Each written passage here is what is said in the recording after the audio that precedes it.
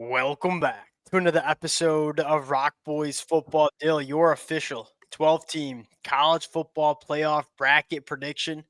Right off the bat, I got some picks that I'm going to disagree with. I think that's the beauty of it. I think most importantly, before we even get into it, y'all let it fly in the comment section. Dill, you will defend yourself in the comment section. I'm excited to see some of people's takes on some of your picks. Appreciate you guys rocking with it.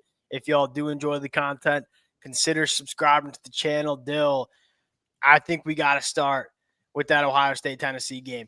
You got Tennessee going on the road in the middle of December and beating Ohio State in Columbus. This, to me, is by far the most intriguing first-round matchup you see. And why I say that is you look at Ohio State-Tennessee, two teams we've talked about a lot over the last couple of months, two teams that when they decide to play their best football can beat anybody in the country. Sell the people on Tennessee going on the road to Columbus as 7-point dogs and getting it done against Ohio State.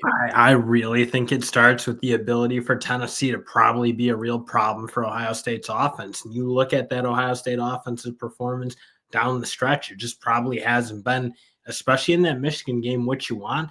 And the issue is when they play a really good defensive line, and I think Tennessee's secondary is much better than Michigan's, frankly. So I look at the way I think they can put some pressure on that Ohio State team. Ohio State probably could have thrown the ball and beaten Michigan if they just got a little bit more aggressive.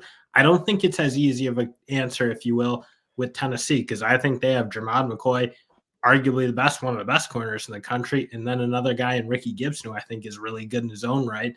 I think they can put a lot of pressure on that Ohio State team. I think Tennessee can just run the ball on anyone. I knew you were going to say that. You think that Tennessee can go on the road here and just run the ball on Ohio State? Not run the ball like down their throat where they're going up and down, but they can control the tempo of the game, I think, they've pretty much done it for the most part. Even against Georgia, they ran the ball pretty well. They just couldn't get anything explosive in the air. I look at their matchups. I think Brew McCoy can be a problem, draw some penalties. I just think they can probably have a better chance to control this game, given that I think their defense can kind of overwhelm Ohio State. So you're talking X's and O's, and I respect it. I think that the bigger question here is, what does Ohio State look like after that loss against Michigan? Like, do they get their backs off the mat and play their best football? That's kind of the question, because, again, Ohio State's best football deal, I think, win a national championship. I take issue with you thinking Tennessee is going to have a ton of success running the football, because we haven't seen a team in the country have success, or a ton of success, running the football against Ohio State. I mean, that's a legitimate NFL front seven. My biggest question mark here is, okay, if I'll concede that Tennessee can have some sort of success running the football, but if we kind of acknowledge that Nico, California kid, and I'm not saying he can't, California kid going up into Columbus, Ohio in the middle of December and can go win you this football game on the road with the weather. And he's always the X factor for this Tennessee team for sure, because when he's played well, they're a real problem. Now, he's been relatively inconsistent for the most part. But again, you say teams haven't had any success running the ball against Ohio State. Like Oregon ran the ball okay. Yes. State ran the ball. Like this Ohio State defense in games against really good teams hasn't exactly shut the door on everyone. Like there's been some movement even Penn State had the ball inside the 5 a couple times, just didn't get any points. I mean, yeah, but Penn State also had a pick 6 in that football game. Like I wouldn't say their offense and we just saw Penn State's offense move it against the Oregon Ducks. I guess we'll kind of end this on is my biggest question here, and this is going to be a good game. I'm not banging the table for Ohio State. I just think it's a ballsy pick to have Tennessee on the road winning. Have we seen enough from Nico? To me, this is one of those games where Nico is going to have to – you don't win this game without Nico playing well. Tennessee's been able to kind of get by with Nico not playing his best football at times because they're a good defense, because they can run the football. Ohio State's going to find a way to put up points, I think, although we just saw them not do that against Michigan. And then I have trouble seeing Tennessee. Again, I don't think Ohio State's front seven gets enough credit. You look at that front seven, NFL dude after NFL dude. But that's a unit that, again, I go to needs to play better in big games. They need to dominate the games better. I didn't even think they totally dominated against Michigan. It's not like Michigan moved the ball, but the problem is when Michigan had to put a drive together here and there, they were able to do it. And there's just no excuse for that. And I think a lot of it, frankly, is they don't rotate at all. Their defensive line Yes. pretty much plays all game, and that's not where you want to be against Tennessee because, again, as much as I don't know that they're just going to go up and down the field, they control the game pretty effectively for the most part when they play. Like, their ability to run the ball, I think, is majorly slept on by you. I'll say it's not slept on. I'm just saying I think I don't know if I've seen enough from Nico to make me believe that he's going on the road in the middle of December to Columbus, Ohio, and winning Tennessee this football game. Now, again, I want to kind of finish on this. If Nico does do that, that changes the way I look at Tennessee in the playoffs. 2 months ago, the Tennessee fans know this. I was like, if Nico turns it on, this team's a national championship caliber team. They check a lot of boxes. We'll see how it plays out. I like it. Ballsy pick. I like it. I think that might have a little to do with you being a Michigan grad. Let's move on. Let's move on to Texas and Clemson. Texas winning. Texas has, we can just cut to the chase. Texas has a pretty much a walkthrough, in my opinion, to the Final Four, as does Penn State. Like, I look at those two teams, really, really favorable draws. I know Clemson can maybe give them some problems because the defensive line might be able to shut the run down a bit. And when Texas hasn't run the ball well, they haven't been great. But Clemson's got to play a darn near perfect game, in my opinion, to beat this Texas team. I do think they're a team that has a high ceiling, though, because we all know how good that front seven can be. And you've seen Cade be a little bit more of a difference maker, X factor than you saw in 2023. I mean, he's as an athlete, as a thrower of the football, as getting outside the pocket. You've seen Cade make some plays.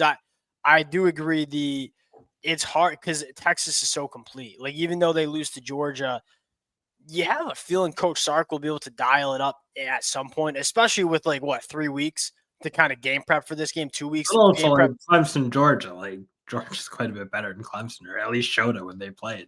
That is also very, very true. Yeah, I think one of the X factors in that game is Coach Sark having 2 weeks to game plan and get ready to win that one. And I'm guessing there's a lot of emphasis going to that game because Arizona State. You feel pretty good about that one. Going up to the top right here, Notre Dame, Indiana. The question here for me is, all right, the one time we saw Indiana really bang up against a team with elite caliber athletes against Ohio State and even Michigan, where they only won by a couple points. They've struggled. They haven't looked like the juggernaut Indiana that we've seen when they've played some of the middle of the pack Big Ten teams. Notre Dame is one of those teams that I think has a different caliber of athlete than a team like Iowa. And especially along lines of scrimmage, because that's fundamentally like when they played Ohio State and Michigan, both the defensive lines obviously have those kind of NFL bodies. Yeah. Indiana didn't really have a great answer. It didn't feel like to dealing with those guys up front. I look at Notre Dame with Riley Mills and assuming Cross is back, that's one of those defensive line units that can be. Yeah, and Notre Dame's defense is so solid. Backers, defensive line, secondary. And the thing that stands out to me, nobody's really talking about Notre Dame because they haven't played any marquee games after the Texas A&M game. They've slowly just kind of figured it out on offense. And what I mean by figured it out is figured out what we want to be on offense and how we want to use Riley Leonard, really sticking to that run game. Although that Notre Dame offensive line in times struggles in pass pro, they've been very, very good running the football. Jeremiah Love, one of the better backs in the country. We all know what Riley Leonard can do. Them kind of finding their identity on offense makes this team really dangerous in the month of December and January. Penn State, SMU, I'm with it. I think SMU is a very good football team, by the way. But Penn State, that was probably the best Penn State version of Penn State we've seen in a while against Oregon. You could say they gave up a lot of points, but I thought Dylan Gabriel and that Oregon offense just played really, really good football. But what you saw from Drew, what you saw from that rushing attack, SMU kind of similar to Indiana. We haven't seen them a ton play different caliber guys on the line of scrimmage. They're going to see that. And this is one of those games, them boys from Texas going up to Pennsylvania late December. I think weather and environment, right? Because they don't play in a ton of cold. Dylan, when's the last time SMU's seen an environment like they're going to see in Beaver Stadium for a playoff game? That's another question mark. I'm with that one. Let's go back to Tennessee, Oregon. You have Tennessee beating Ohio State, but then losing to Oregon. How do you look at that football game? In that one comes to me, I just think Nico's going to need to play a way that we haven't seen him play enough. Just because I do like Oregon versus Ohio State in terms of explosive potential from the offensive side. I think Oregon's just been much more consistent. Am I wrong? Like, obviously, when they go play in Michigan, they stomp Michigan out the way that you're supposed to stomp Michigan out when they don't have an I ability. think you're putting too much stock into Ohio State. Like Ryan Day's got like a mental block against Michigan, but like Ohio State outside of that football game has been very good. I don't think that offense is as explosive as Oregon. So I look at Oregon. I think that's a much tougher matchup because when teams can get humming on Tennessee, it's a bit of a problem because they're not really built to keep up in that shootout. Like Georgia's offense played really, really good when they played Tennessee, and you just see that ability to put pressure on that Tennessee offense. Because again, when Nico hasn't been consistent enough, like I'll admit that. I think Tennessee's fans would admit that. So you have Nico going on the road in Columbus and being consistent. I don't think Ohio State's as good of a team as Oregon. Like that's just my thinking on this thing. All right, fair. All right, okay, question for you. Does Penn State's ability to run the football the way they did against Oregon in the Big Ten championship game make you a little bit more nervous about that kind of matchup? Yeah, probably a little bit. But I just look, I think like Oregon can score. Like when no one's really shut that offense down in a really long time. And I think that puts a strain on Tennessee's team. When they're getting scored on, they don't look the same. The only time that anyone's been able to do it was Georgia. And you saw that Tennessee team just not look like the Tennessee team. Like they couldn't get after the passer. They couldn't be as aggressive on defense. That's a team that, again, when teams start to get rolling on them offensively, they struggle to keep up, I think. Oregon's just really, really dialed in on the offense side of the ball. I'm not arguing with you. I have Oregon winning it too. Many of y'all know that. I think Oregon in big games is unmatched right now. Like this team just operates at a different level. Texas, Arizona State, feel pretty good. Again, I feel good about Penn State and like Texas. Both have. Yeah, Penn State. If Penn State can. That matchup with Boise State is so tough. Like, what does Boise State want to do? Like, give the ball to Ashton Jeanty 30-plus times a game? I just don't think that works against this. But also, just like you can be, I think you can be kind of honest. It's like the teams, the Big Ten and the SEC are at the top end, just have more talented rosters man to man. Like and it's a funky matchup for Boise. Like it's like they're gonna want to run the football with Ashton Jeanty. That Penn State front seven's hard to run it on, and then Boise State struggles on defense. You feel like Penn State's gonna be able to put up points.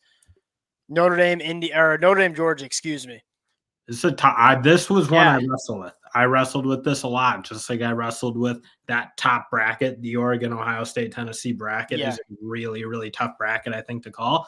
I think this game is much tougher for Georgia than a lot of people are kind of thinking. Now, the one issue is Georgia doesn't really get run on a whole lot, even by good rushing offenses. Yep. And if you shut the run down against Notre Dame, that's probably a problem because, again, you said it, like Riley Leonard isn't really built right now. It doesn't feel like, nor is that Notre Dame team as a whole built to be able to throw the ball explosively down the field. That's probably why I think Georgia can win it. But again, I think Notre Dame's defense can be a huge problem for this Georgia team. It's the question, how much can Notre Dame get on the ground? Because if they can't get much, that's going to be a real problem. But you've really seen anyone stop Notre Dame's ground game, in fairness. Yeah, but they also haven't played a team like Georgia. I'm with you. And I think the one is like also Georgia quarterback situation, monitoring that obviously. But I do think it's a tough matchup for Notre Dame. Like you said, these pass catchers for I don't think they have those kind of guys. And when you play Georgia, it's hard to just beat them running the football. You got to mix in some explosives. I don't know if Notre Dame can find those. All right, semifinals. Let's start with Oregon, Texas. Fire me up for this game if we see it. I'll give you the T-box here. Why do you got Oregon winning? This one to me, again, one of those ones that are just so tough because neither team really has a big hole. Again, I just look at the way Dylan Gabriel's playing and when Tez Johnson's on the field with him, it's just such a hard unit. It's such a hard unit to stop. I think they're very complete. I don't think Texas can get the pressure on them that they're able to get on a lot of teams just because Oregon's offensive line is playing that way. And I just think, again, like when they need score, I'm not sure Texas. It's a hard match. They play like Tennessee. They're really good on the ground, and when they are controlling the game that way, they look really, really good. But if they need to really just put the ball in the air 50 times, that's not been a good recipe for Texas this year. Yeah, I think the only question you have with this matchup is how much stock are you putting in? And I know I mentioned it with the Tennessee matchup. You probably have to mention it again here. It's like, how much stock do you put in with Oregon struggling to stop the run against Penn State?